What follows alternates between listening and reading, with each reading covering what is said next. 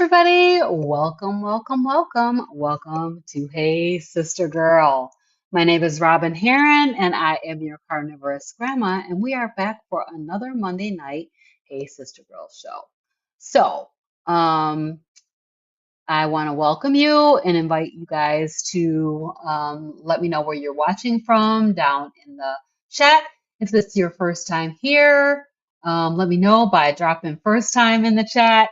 And also, we're here tonight because last week we started a conversation that I think is one of the most important conversations that we have ever had on this show. We asked the simple question, why in the heck would anybody start carnivore? And why would you consider trying it? So we didn't really spend that hour arguing about, whether you should eat meat, whether you should eat vegetables, or talking about your cholesterol. Instead, we did something different. And that was that we used a problem-solving tool that I often use in my work called the 5 Whys, which is a root cause analysis tool to ask a much deeper question. And that is, why are so many people getting sick? Because if we don't understand the problem, we never really can understand why people are looking for different solutions, right? So if you have missed last week's episode, I just want to encourage you to go back and listen to it, go back and watch it. And we're going to build on that foundation tonight. Because last week we spent time understanding the problem, but tonight we're going to talk a little bit about the evidence. Like, what is the real science showing? And so I want to ask you a question before we get started, whether you're a carnivore or not a carnivore. Maybe you're keto, maybe you're ketovore, maybe you've never even tried a ketogenic way of eating before. Or maybe you've never even heard of carnivore and you're like, what the heck is that? I'm just asking us all, including myself, to leave our opinions at the door tonight. How easy is that to do? It's a little challenging, but yeah, let's just take our opinions off the table for tonight. Because I'm going to tell you that if you are out here watching these YouTube videos and listening to different people talking about eating and nutrition, it's a big bone of contention, right? It's a bone of contention. Everybody's arguing about what we should be eating, right? Maybe some of us thinks that we should be vegan and that vegan is the top of the line. Some of us think that we should be a vegetarian, and that vegetarian is the end all be all. And like me, I believe in carnivore because it's been a game changer for me. So I'm just asking us to just open our minds up just a little bit tonight. And if you hear something that you disagree with, that's okay, because a healthy disagreement can be good. And we're not beginning our conversation tonight with the conclusion. We're just asking better questions. We're asking more questions and being more curious about what's going on, right?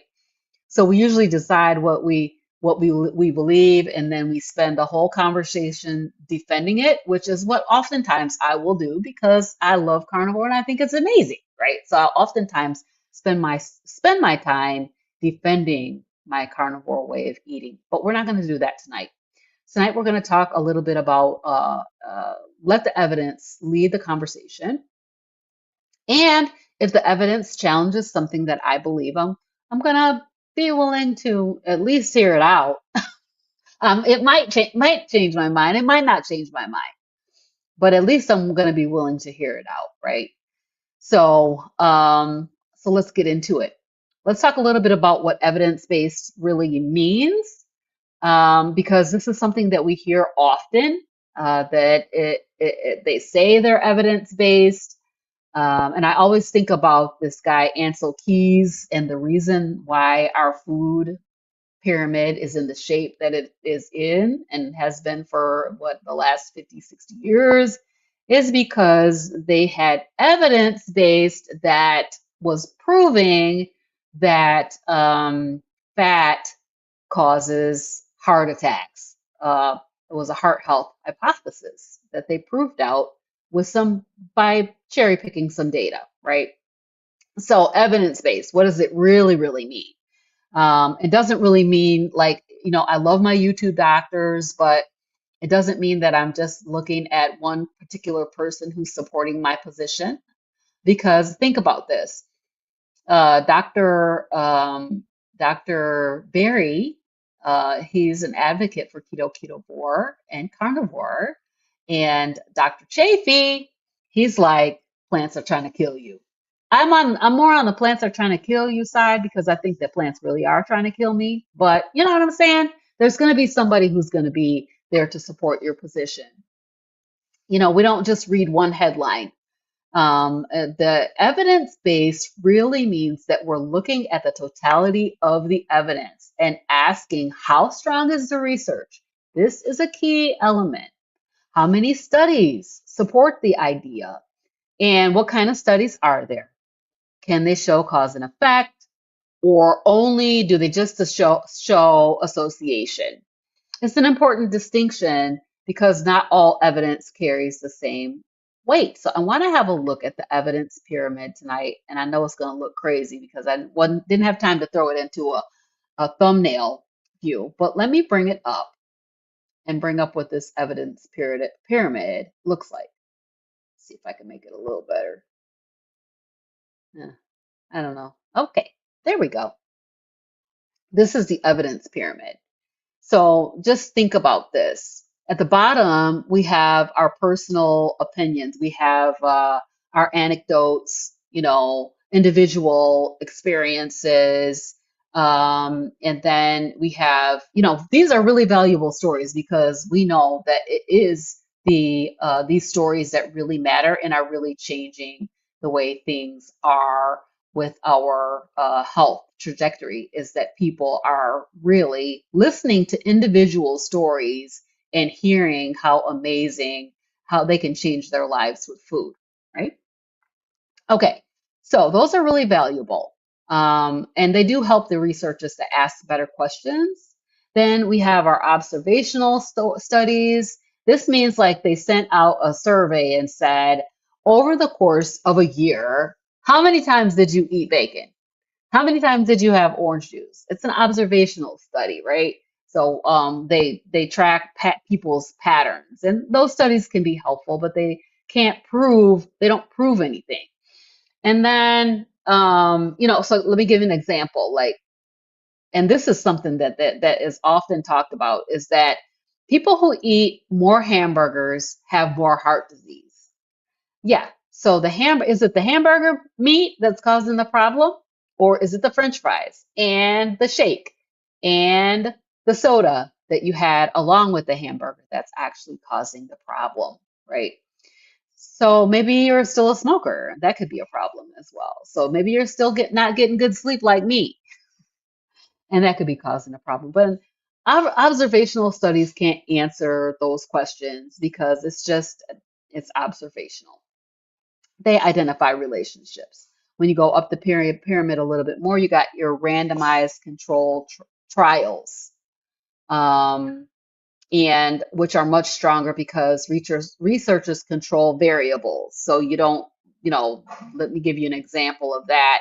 And that is where, they put a group of people in a certain place for a certain amount of time and do the same thing with them, right? So, and then we have systematic reviews and meta-analysis that, evaluate the high quality studies together.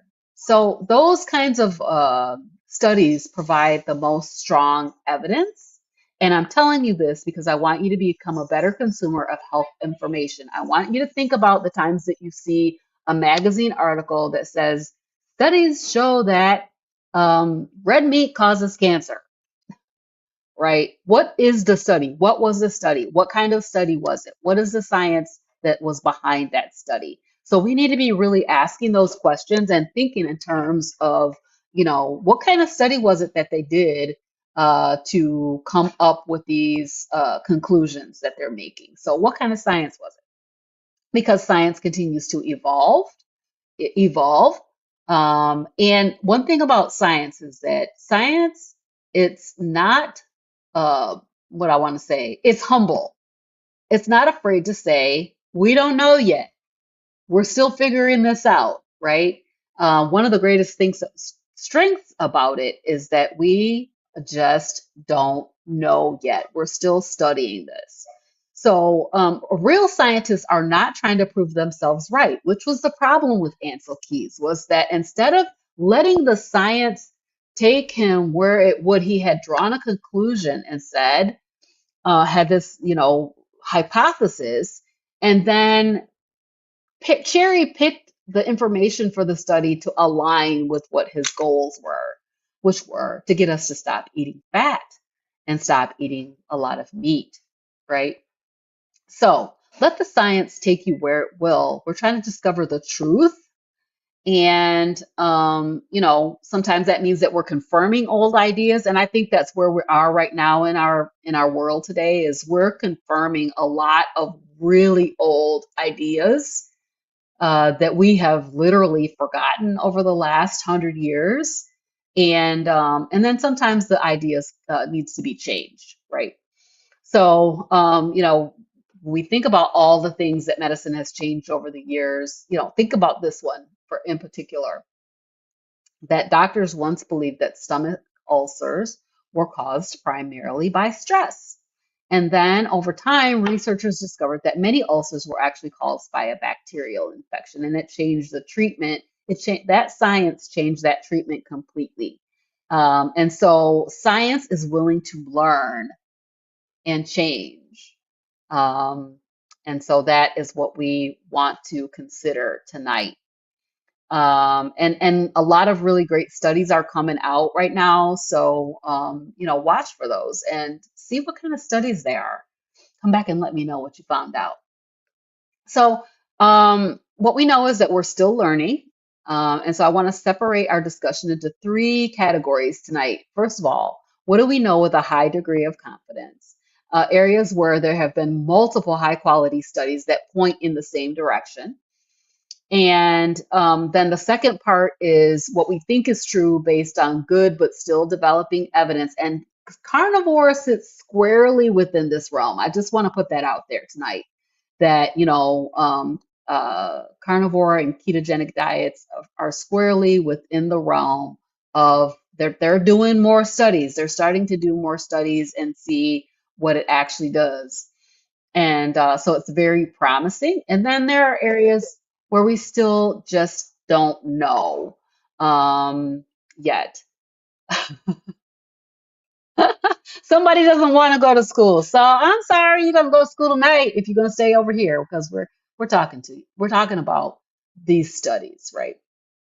So again, we're throwing our sort of dogma out the door and our preconceived notions. And I'm going to say that if the evidence is strong, then let's just talk about the fact that it's strong. If it's mixed, we'll say it's mixed. And, I'm not really trying to convince you to become a carnivore, although I think carnivore is amazing. Hey, Charlie. Hey, how you doing? And I also see Galen out here. Hey, Galen. And I see Haywood. Who cares? Well, I do. And that's why I'm here talking about it tonight. And then Diesel wants it. Says, I don't want to go to school. I don't want to go to school. That's all right. I get it. So when you hear health advice, who do you trust? Who are you looking to get your health advice? Is it your doctor? Do you look for the research? Are you using YouTube University, which so many of us are doing? Are you looking to your family or your friends? Drop a comment down in the chat and let me know, who is it that you trust with health information? Is it the American Cancer Society? Is it the American Diabetes Association? Is it any of these places that you trust with your health information? So let me know. Drop a comment down there. This is a good question because all of us are influenced by someone, and they're telling you something and you believe it. And the thing is that what my hope is that you're going to become more curious and ask more questions, ask better questions when it comes to your own health. That's my goal over here. And then are the people that you're talking to just reinforcing what you already believe? Are they challenging your ideas at all? Okay, so let's start where we think the evidence is the strongest. What does the science already know? And one of the things that I want to say, and we talk about this all the time on Hey Sister Girl, is that there's a huge, huge problem with ultra processed foods, right?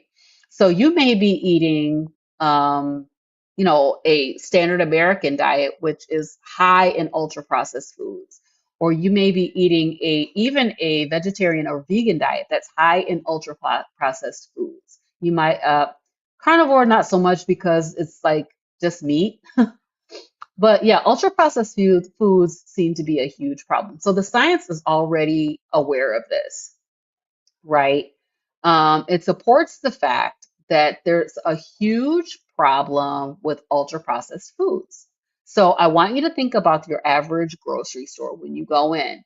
The center aisles are filled with foods that come in boxes, bags, and packages, and with ingredient lists as long as your arm. And they're designed to be inexpensive, convenient, and extremely, extremely tasty. Last week, I think we talked about the bliss point. We talk about it often over here because those foods are designed. I call them foods, but I want put quotes around them because it's really not food. It is products that are designed to be incredibly, incredibly tasty. And, so many of us were or are eating those foods every single day. I'm thinking about these grandkids over here, like, my baby is crying 24/7, and I think she's crying because she's just having too much sugar. Yeah. So, researchers have consistently found that diets high in ultra processed foods are associated with obesity, type 2 diabetes, cardiovascular disease, and other chronic illnesses. So, one of the most fascinating studies was conducted by Dr. Kevin Hall at the National Institutes of Health. He brought people into a metabolic ward where everything they ate was carefully controlled. The participants ate ultra-processed diet for 2 weeks, and then they ate a minimally processed diet for 2 weeks. Both basically the same macros, the same amounts of calories, fat, sugar, and carbs. And what they found was that when people ate ultra processed foods, they naturally consumed 500 more calories per day without even realizing it, right? So I want you to think about that because the ultra processed food makes you hungrier. Well, I don't know if it's hungrier, your mouth hungry. You want to eat some more of it because it tastes so good, right? So during this study, nobody said how much they were supposed to eat. They just naturally ate more when they ate ultra processed foods. So the food was encouraging them to eat more. So Charlie's saying, I trust my own lived experiences and my lab results on carnivore more than any meta-analysis. Absolutely. Me too. Me too. All right. So what about protein? One of the most consistent findings in nutrition science is that protein is the most satisfying macronutrient. Let me just take a step back. What I'm saying is you need to eliminate ultra-processed food. That's what I'm saying. Eliminate it. Okay. All right. So protein is satiating. It helps us to feel full. It helps to preserve muscle while you're losing weight, and it naturally reduces hunger. So you'll see, and you will find that many people who are on carnivore ways of eating, keto ways of eating, just say I'm naturally less hungry. I'm easier able to fast, like just even intermittent fasting. I can go longer before I have to break my fast, those kinds of things. I forgot to eat lunch even. And it's not because we're literally forcing ourselves to fast, but we're just satisfied because we're eating good amount of protein. And, that's just really just the way our physiology works. So then let's briefly touch on blood sugar. Thank you, Lily. She says, I look really healthy. Thank you so much. Another area where the evidence is really strong is where people reduce refined carbohydrates, especially people with insulin resistance or type 2 diabetes. They often experience improvements in blood sugar control, right? So, the research has consistently and repeatedly shown improvements in A1C and fasting glucose and fasting insulin over time, triglycerides, HDL, your lipid panel, and in many cases reduced or eliminated the need for insulin in type 2 diabetics. And if you are watching the YouTube streets, you can see this happening over and over and over again. This anecdotal evidence, individual N equals one experiments of people who are eliminating their type 2 diabetes with a carnivore way of eating. So people who have metabolic disease or, autoimmune disease oftentimes will choose to explore a very low carbohydrate approach. And I will say that for me, even I went keto to eliminate my hypertension. And that was something that was, I don't know, I had probably been watching a lot of YouTube University and discovered that keto could help with high blood pressure. And so I eliminated hypertension with keto. So Charlie's saying, I've noticed that steak and burgers satisfy me more than processed meats like beef sticks and hot dogs. Absolutely, 100%. That, the real whole one ingredient, single ingredient meat, especially beef, really is very, very satiating. So another thing that the research is showing is that this myth that we can lose weight with just willpower, or that it's just about willpower. So we were told just eat less and move more. Yeah, it really is not that simple, because willpower is, I mean, so many of us fail with that, right? So many of us fall and fail. So our science has literally taught us that our appetite is influenced by hormones, sleep, stress, food quality, protein intake, reward pathways in the brain, and yes, personal responsibility. I mean, yeah, we do have personal responsibility for ourselves. But it's the biology that makes the most of the difference, right? So when we were over here blaming people for being fat and saying you just eat too much, there is more to the story here. And then we can stop blaming people and start helping people when we understand that it's the biology. It is hormones that really regulate our hunger and satiation signals, right? And then, we think about insulin. It is it's a growth hormone. It helps the body to store fat. So, we have high insulin all the time. It's hugely problematic. So we don't want to be blaming people. We want to just, help people understand what the real truth of the matter is. And if you can change those hormonal signals, then you can have a better outcome. So the big takeaway is that everything that we have discussed tonight has strong scientific support. And none of it requires you to believe that carnivore is the perfect diet. I think the only way you can discover that carnivore is the perfect diet is that you try it. But it does help explain why so many people experience improvements when they move away from ultra-processed foods, increase their protein, and improve their metabolic health. So it's an important thing to understand, because we're building a case based on the scientific evidence. So Charlie's saying that GLP-1s provide good evidence that hormones largely control hunger and appetite. Absolutely. The GLP-1s are a great test case for that, but they're also a great test case for some other stuff that people don't want. So that's my opinion. So let me hear from you guys. Who else is in the chat? What has been the biggest change you made in your eating over the last few years? Did you go carnivore? Did you give up sugar? Did you cut back on your processed food? Maybe you stopped drinking orange juice. I hope you stopped drinking orange juice because that is like a sugar bomb. Maybe you stopped eating potatoes. I know I stopped eating potatoes a long, long time ago when I realized that they're a sugar bomb.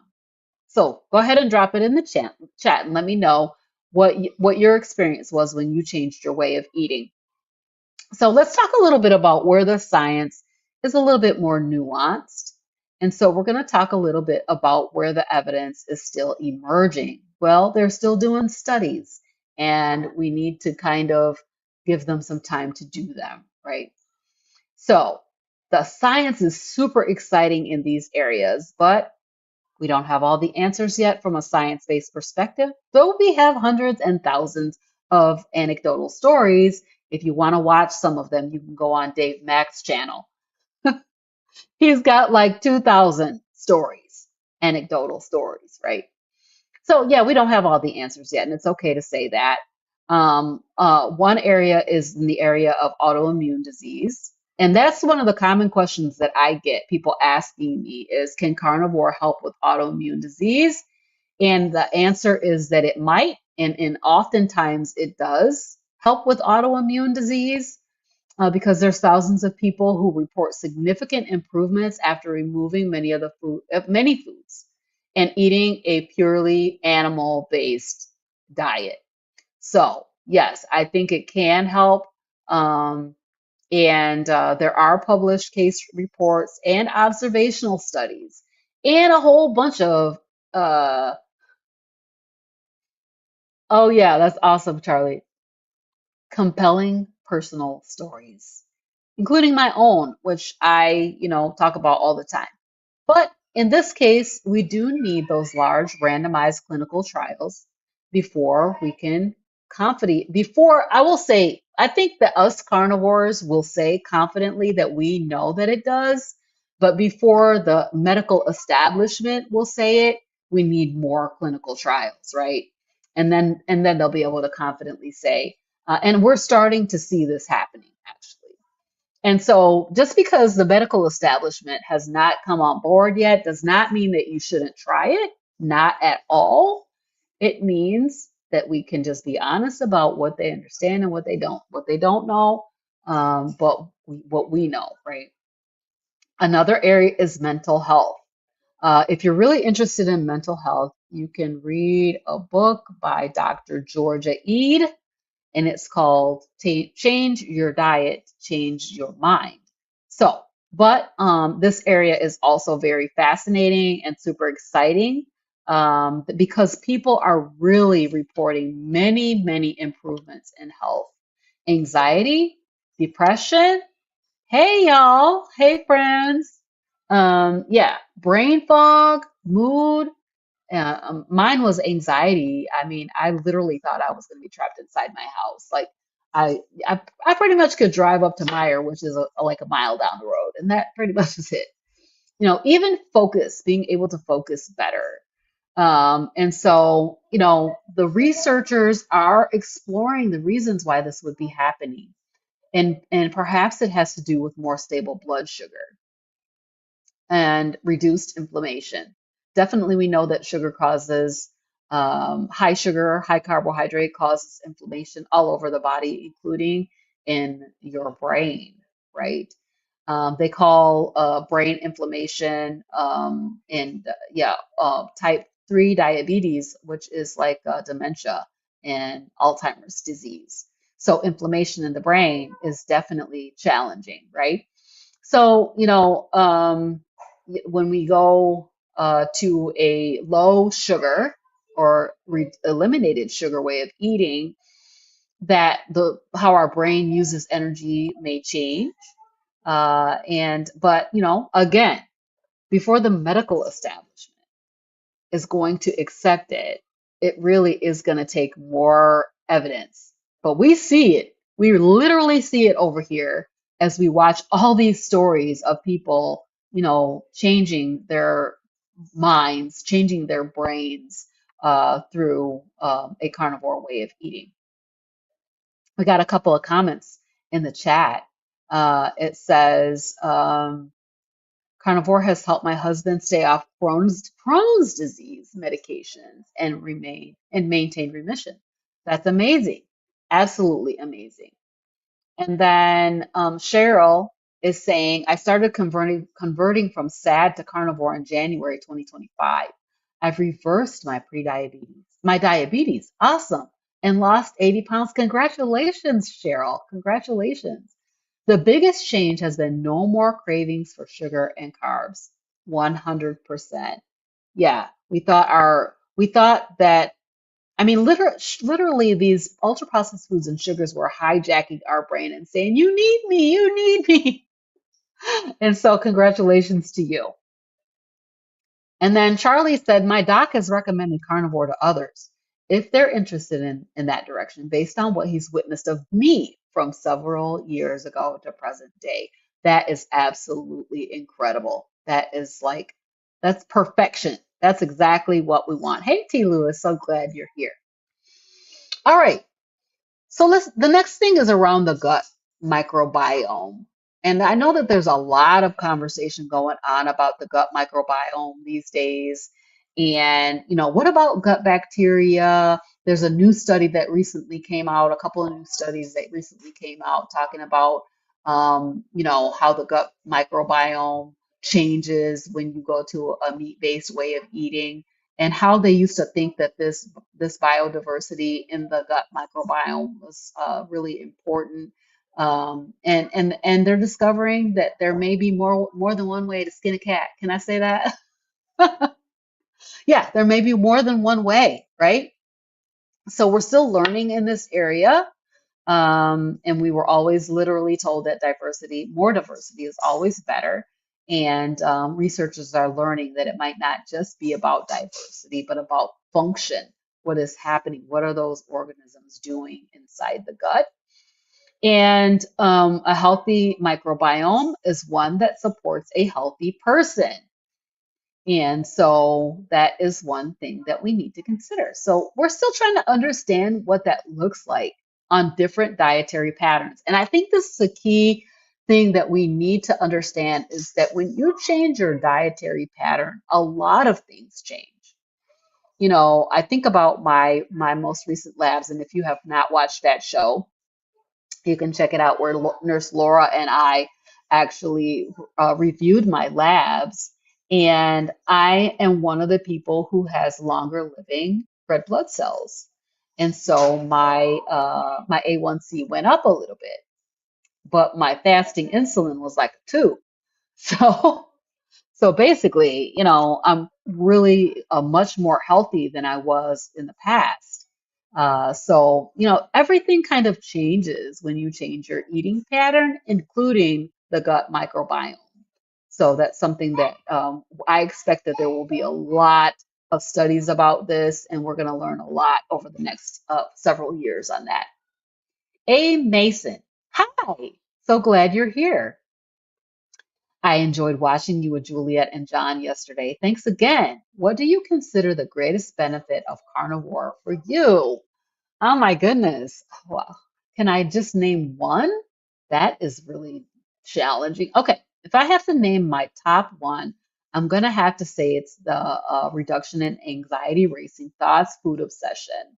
I feel like I had undiagnosed mental illness, and I just really thought that that was a normal state of being for myself. And so, um, when I went carnivore, and after about 90 days, I've experienced this carnivore zen that everybody talks about, and how you just get this overall sense of well-being.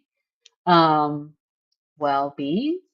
Yes, that has to be the top. The second has to be my facial eczema, which if you haven't seen it, Maybe I'll just see if I have a picture of it for you guys and show what that looks like. Yeah, this is my before and after. I don't have a recent one on here, but basically I had this facial eczema that was really, really challenging. Two black eyes and this dark circle around my mouth. That was something that was really challenging for me. And I wore a lot of makeup to cover it up. So that's got to be number two. But I have a whole list of things that changed for me when I went carnivore. And so thank you, A. Mason. Glad that you're here tonight. The next one is food addiction. So this is something that, as a coach and even as my own personal self dealing with food addiction, um, we think that it is a discipline problem, right? We feel trapped because we're trapped in that cycle of cravings, as I was just talking about, that complete food obsession.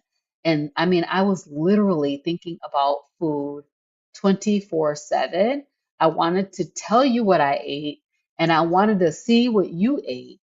So send me a picture of it. And I mean, I still do some of that because of the work that I do here in the space.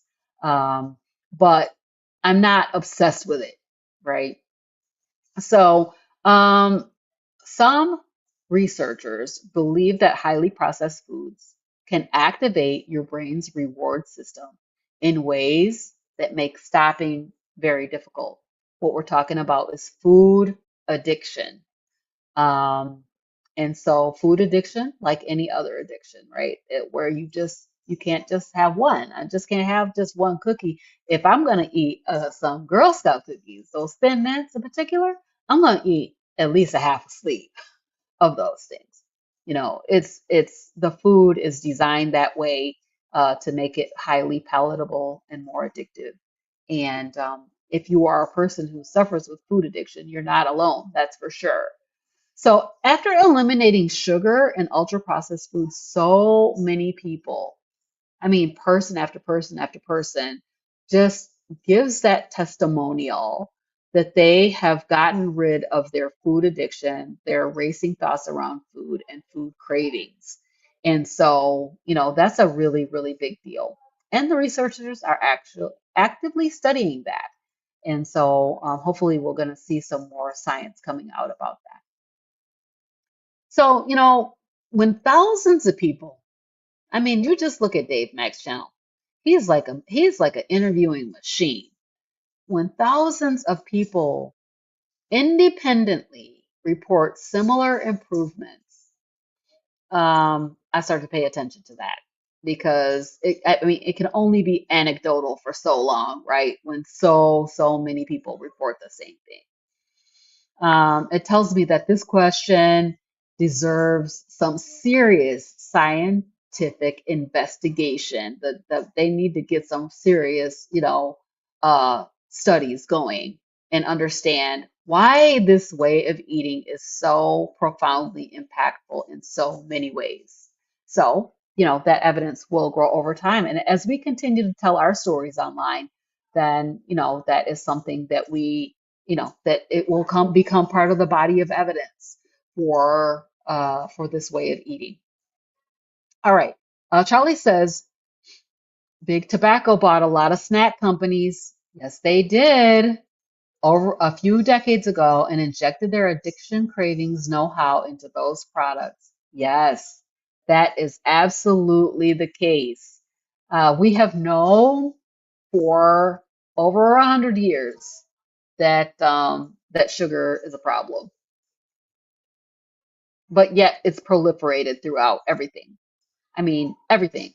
All your low-fat foods are, they put sugar to make it taste like something because fat tastes good and it's satiating, and the sugar.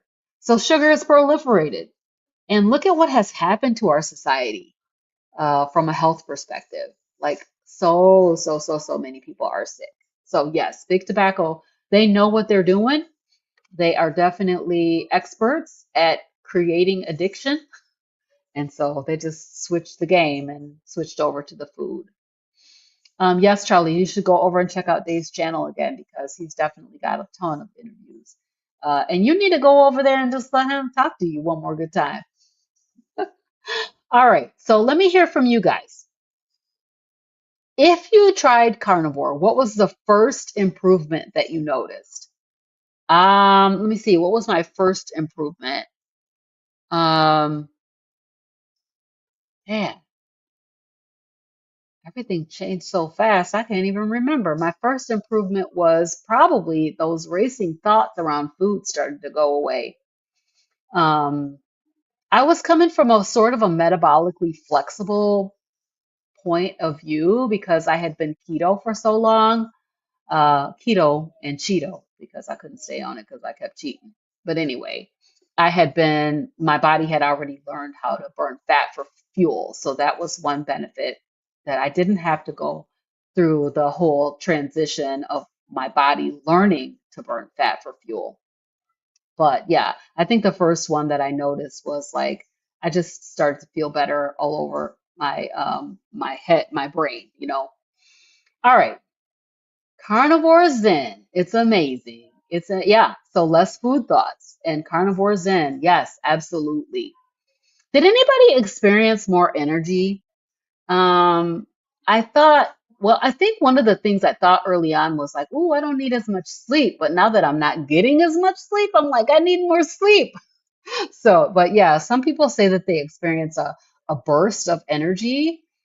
I don't really think I saw that kind of burst of energy that a lot of people talk about. Some people talk about less pain, their inflammation really reducing very, very fast.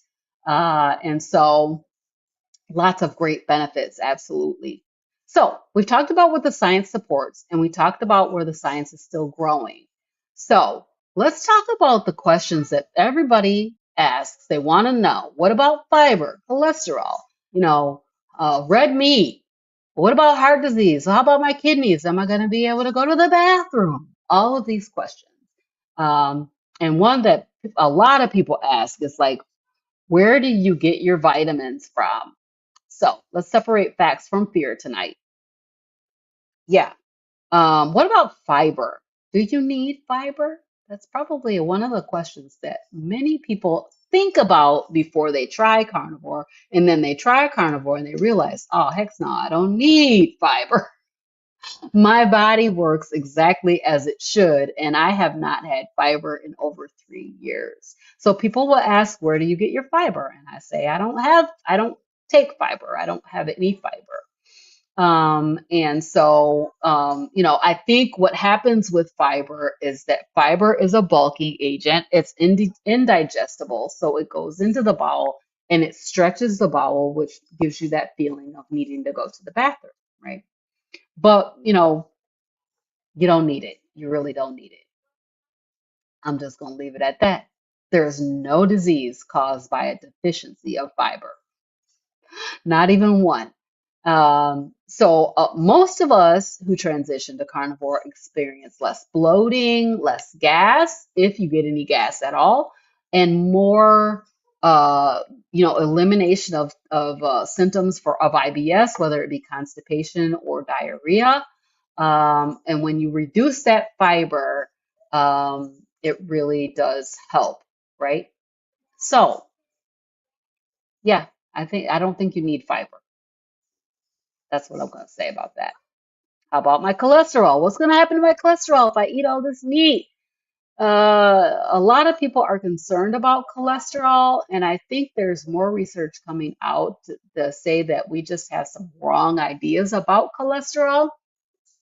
So, some people do see a very strong increase in their LDL cholesterol on a carnivore diet. I'm thinking about my friend Christy at Meeting Wellness. She's what they call a lean mass hyper responder, and her cholesterol shot through the roof when she went carnivore. So yes, that does happen.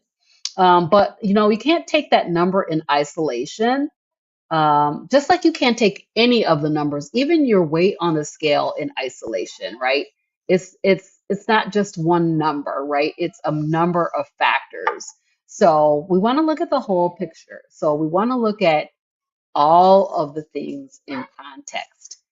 There may be additional labs that you want to have drawn on your lipid panel if you're a lean mass hyperresponder.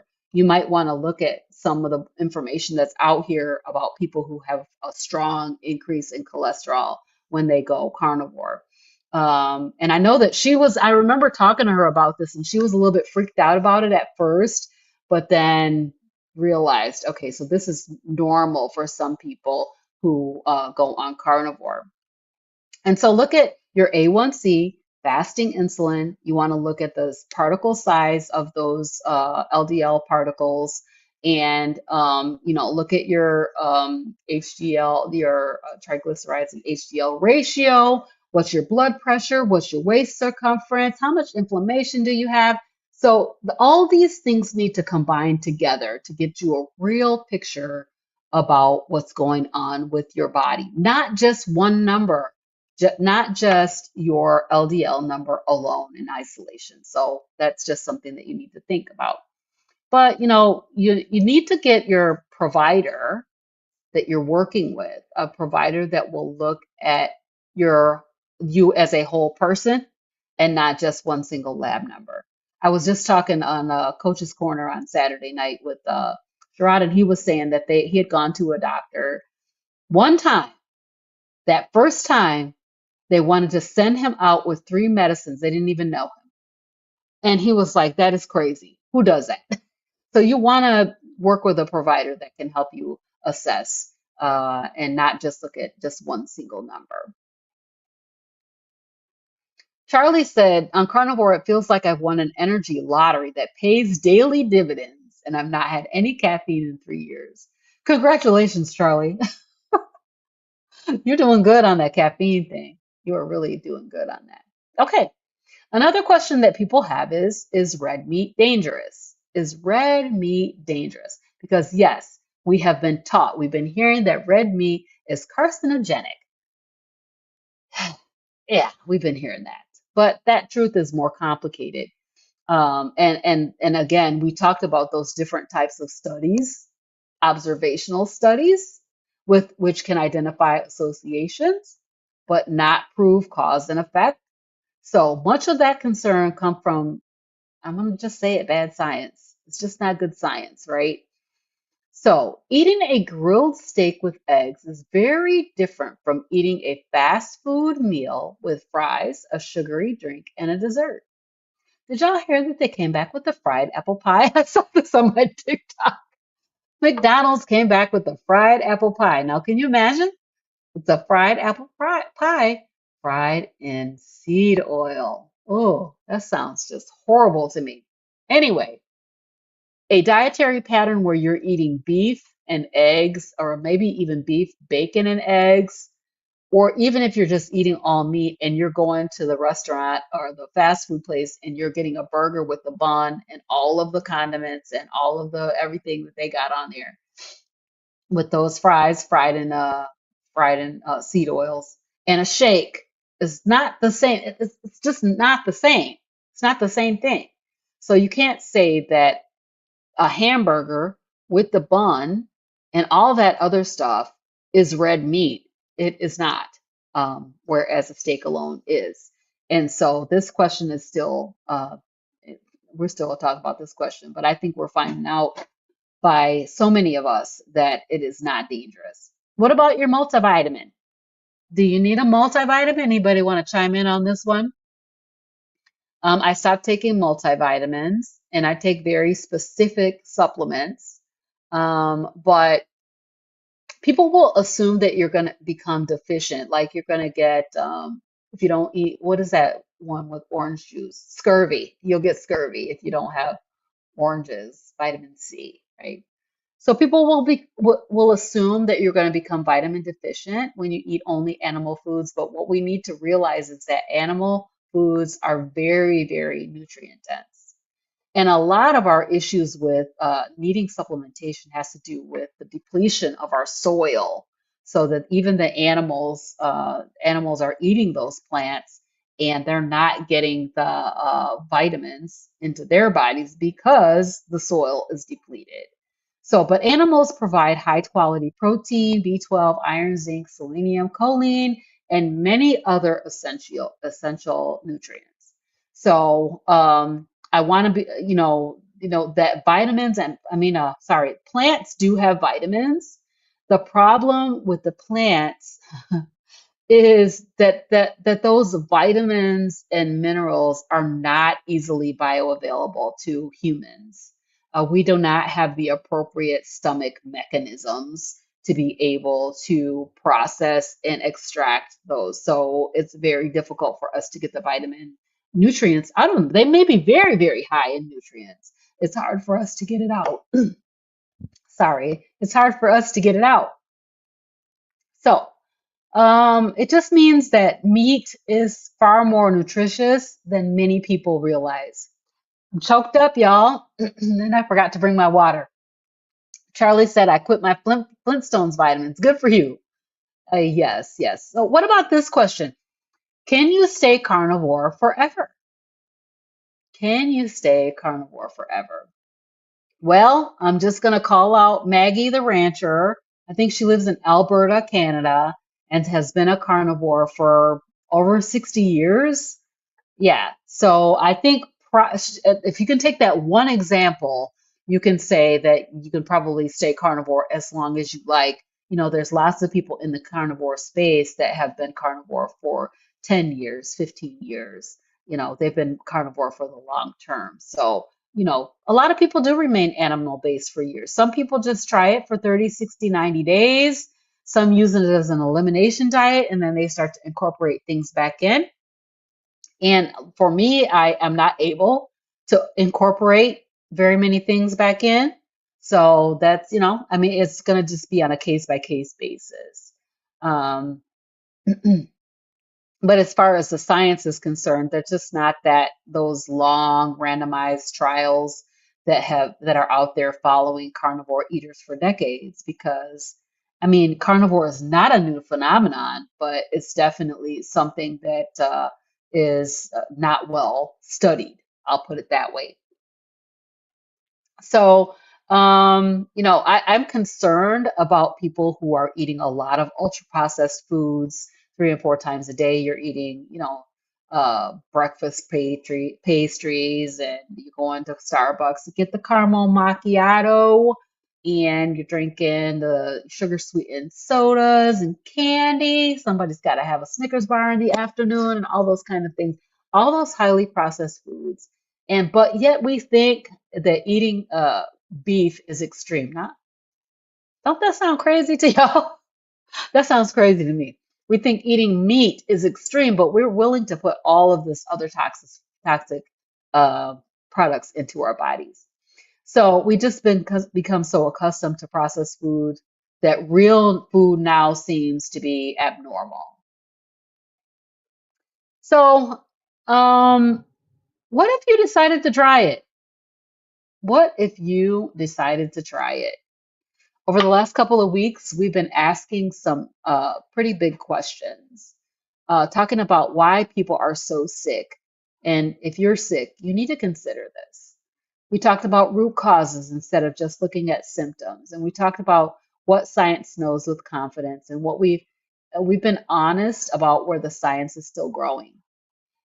But we're back to our original question of today, which is, should you try it? Should you try carnivore? And my answer is going to be, I think yes, everybody should try it. I think everybody should try it as an elimination diet, especially if you have chronic disease, if you have hypertension, or you have autoimmune, or you have some other kind of medical condition. Then I think you should try it. And I know that it takes a little bit of courage to actually do that. You're either brave or crazy to try it. I get that. But and I definitely don't think that everybody needs to be a carnivore permanently like me. I'm finding out that I can't tolerate any of this other stuff. I can't tolerate it. I can't tolerate the seed oils. Many of the plants cause me problems, and so the dairy, even, I mean, dairy is a carnivore thing, and I can't have that either. So, come to find out that I'm just really super sensitive. And so, how are you going to find that out if you don't try? If you don't try it, you'll never find out what things are that are causing the problem, right? So going back to that 5 whys that we asked last week. So my goal is to help people become healthier, to take back the trajectory of your health into your own hands. This is something that is very, very doable. And carnivore is a super effective tool for that. And so I definitely think that a lot of people should really try it. You might not need to stay on it. You might end up in a sort of a ketovore, or, a whole foods approach, where you're eating single ingredient foods. You're staying out of that center of the store where they have all those packages and boxes and bags and ingredient lists as long as your arm, and eating real food, right? So that's the thing, is I'm here to tell you that you have options. So you can think of it as an experiment. Um, and there's a misconception that says if you try carnivore, you have to stay committed to it for life. And that's just really not true. You see many people who do not stay carnivore, but I do like that people have it in their tool belt, so that if anything happens, they can always go back to that, right?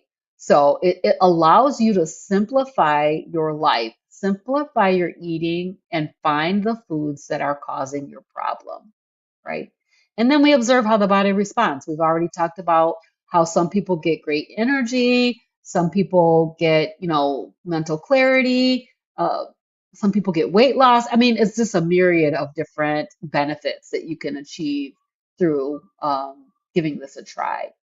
So you might learn something new about your body when you eliminate those sugars and processed foods, and try carnivore for 30, 60, 90 days. All right. Let me just remind you that progress is not just about the scale. So don't make the mistake that many people make, thinking that scale, don't let her tell you who you are. Don't let her tell you who you are. You know, we want to go ahead and let our bodies heal. Okay. Yes. So that is it for tonight. I wanted to just say, if you watch both episodes of this series, I hope that you'll remember, don't stop asking why. Keep asking why. Why are you recommending this medication? What happens if I don't take it? And don't settle for just treating symptoms, because we can really address the root cause.